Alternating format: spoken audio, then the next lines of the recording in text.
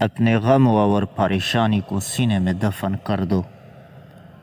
اگر انہیں چہرے پر سجاؤ گے تو کمزور ہو جاؤ گے۔ خدا کی ذات کے بعد کائنات میں اگر کچھ مکمل اور قابل تعریف ہے تو وہ صرف محمد صلی اللہ علیہ وآلہ وسلم کی شخصیت ہے۔ پل جب شاخ سے ٹوٹ جاتا ہے تو اس کی زندگی ختم ہو جاتی ہے، مگر جب بندہ دنیا کے ہاتھوں ٹوٹتا ہے تب اس کے رب سے جڑ جانے کی شروعات ہوتی ہے۔ انسان کی پریشانی کی وجہ یہ بھی ہے کہ انسان تقدیر سے بہت زیادہ اور وقت سے بہت پہلے چاہتا ہے۔ بزرگوں سے سنا ہے، اگر یہ سنو کہ پہاڑ اپنی جگہ سے ہل گیا ہے تو یقین کر لینا، مگر کسی کی فطرت بدل گئی ہے تو اس کا یقین کبھی مت کرنا۔ عادات بدل سکتی ہیں، فطرت نہیں۔ انسان کی ہر ٹوٹی ہوئی امید اسے اللہ سے جوڑتی ہے۔ سب سے افضل صدقہ روٹے ہوئے لوگوں میں صلح کر دیتا ہے۔ رسول اللہ صلی اللہ علیہ وآلہ وسلم نے ارشاد فرمایا، جو مسلمان مجھ پر درود پڑھتا ہے اس کے لیے فرشتے استغفار کرتے ہیں۔ کوئی دن ایسا نہیں جب میں نے رحمان کو رحیم نہ پایا۔ مکان کچا ہو یا پکا زندگی گزر جائے گی، لیکن ایمان پکا نہ ہو تو آخرت کی زندگی گزارنا مشکل ہو جائے گا۔ زندگی میں آپ جن رشتوں سے محبت کرتے ہیں انہیں ہمیشہ نیکی کا درس دے، کیونکہ سچی محبت وہی ہے جس میں اس انسان کی آخرت سنوار جائے۔ بہترین تعلق وہ ہے جو ابتدا سے انتہا تک ہو، وہ جنت ہی کیا جس میں آپ کے پیارے آپ کے ساتھ نہ ہو۔ حضور پاک صلی اللہ علیہ وآلہ وسلم کا فرمان ہے، جب تم کسی مریض کی عیادت کو جاؤ تو اس سے کہو کہ وہ تمہارے لیے دعا کرے، اس کی دعا فرشتوں کی دعا کی مانند ہوتی ہے۔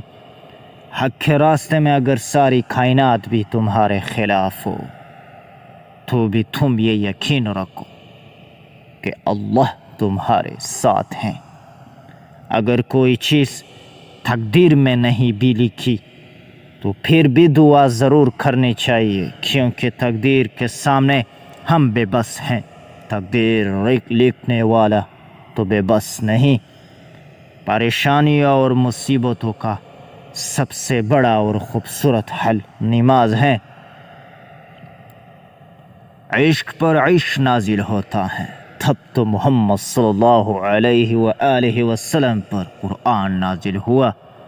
مایوس مت ہو، کیونکہ زندگی کہیں سے کہیں بھی شروع ہو سکتی ہے۔ صرف جائے نماز وہ جگہ ہے جہاں رو لو تو سامنے والا تماشا نہیں بنا تھا۔ پیدا کرنے والی ذات کی قسم، رحمان نے انسان کو بہترین سانچے میں ڈال کر پیدا کیا۔ جہنمی اور جنتی وہ بعد میں بنتا ہے۔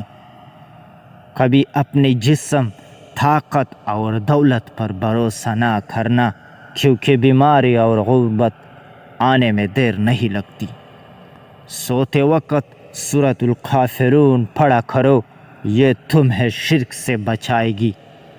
جس کے ساتھ تم ہنستے ہو اس کو بھول سکتے ہو، لیکن جس کے ساتھ تم روئے ہو اس کو تم نہیں بھول سکتے۔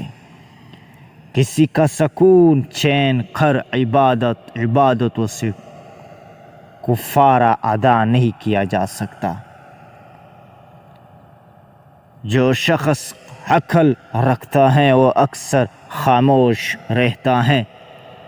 اپنے بہترین وقت کو نماز میں وقف کر دو، کیونکہ تمہارے سب کام تمہاری نماز کے بعد ہی قبول ہوگے۔ جب تمہارے دل میں کسی کے لیے نفرت ہونے لگے تو فوراً اس کی اچائی کو یاد کرو۔ حق کے راستے میں سب سے بڑی سختی یہ آتی ہے کہ انسان تنہا رہ جاتا ہے۔ ماں کی گود سے قبر کی دیوار تک زندگی کے ہر پہلو پر نظر ڈال کر دیکھ، اللہ کے سوا کوئی کام نہیں آتا۔ سچائی ہمیشہ خاموش رہنے والوں انسان کے اندر ہی ملتی ہیں، جھوٹ بولنے والے تو ہمیشہ شور مچاتے ہیں۔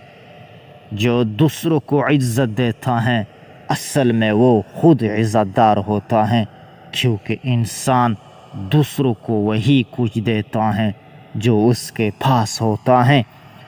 پتہ نہیں کیا جادو ہے سجدے میں، جتنا جھکاتا ہوں اتنا اوپر جاتا ہوں۔ توڑنے والے ہزار بیٹھے ہیں، توڑنے والے ہزار بیٹھے ہیں، جوڑنے والے صرف ایک اللہ ہے۔ حد میں رہنا اللہ تعالیٰ کی بہت بڑی نعمت ہے۔ پانی حد سے بڑھ جائے تو طوفان بن جاتا ہے، اور آدمی حد سے بڑھ جائے تو شیطان بن جاتا ہے۔ آنسو کا ہر قطرہ دنیا کی ہر چیز سے مہنگا ہے، لیکن کوئی اس کی قیمت اس وقت تک نہیں جان سکتا جب تک اس کی اپنی آنکھوں سے نہ نکلے۔ جو کہانی تاجود تک پہنچ جاتی ہے پھر وہ کبھی ادھوری نہیں رہتی۔ چاہت سے نصیب تک کا جو فاصلہ ہے وہ بس ایک دعا ہے تجھے میں بہانے والا ہر آنسو اللہ سے کون کہنے کی سفارش کرتا ہے۔